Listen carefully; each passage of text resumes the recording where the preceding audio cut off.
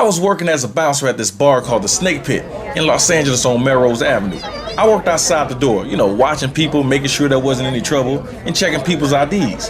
As a matter of fact, Lindsay Lohan tried to get in one time, but I didn't let her in. I didn't know who she was, not like I watched any Lindsay Lohan movies. Plus, at the time, her and her girlfriend, Sam, they looked like they were 16. She's not the biggest woman on the planet, maybe $110 soaking wet. She didn't have her ID, and I wasn't trying to get fired. Anyway, there was this homeless man that used to come around late at night. Everybody called him Mad Max, but I called him Jesus of Melrose because he had long hair, like Jesus. Not the dark one, the white one you see in most pictures. Everyone was afraid of this guy. He was about 6'3", skinny, dirty looking, and he wore all black, and he was loud. People would hear him coming a block away and they would hide. He'd be cursing, knocking over trash cans, all kinds of crazy stuff. Get the f*** out of my way! I'll kill you! You son of a bitch! Plus, he would threaten people by pointing at them with his finger, which was cut off at the knuckle. Don't ask me what happened. My guess is he's so crazy he bit it off and ate it.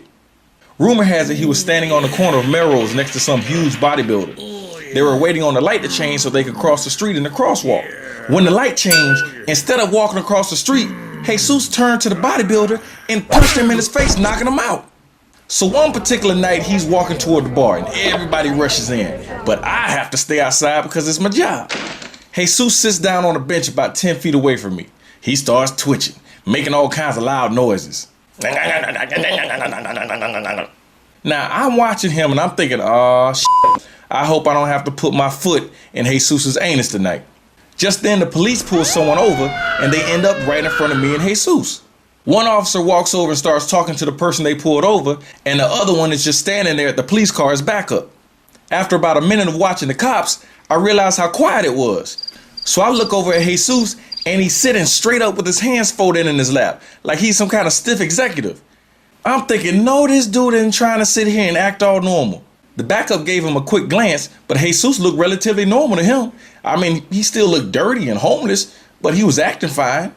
Now I'm sitting here thinking all these years, Jesus had everybody fooled. He wasn't crazy. He was just acting crazy.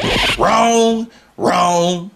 Next thing you know, he lets out this quick, loud cheep, cheep, like a bird. Both policemen look over at Jesus to see him still sitting up straight, acting normal. They eventually look away, but I kept my eyes on him. Next thing you know, I see him starting to twitch, and he starts mumbling.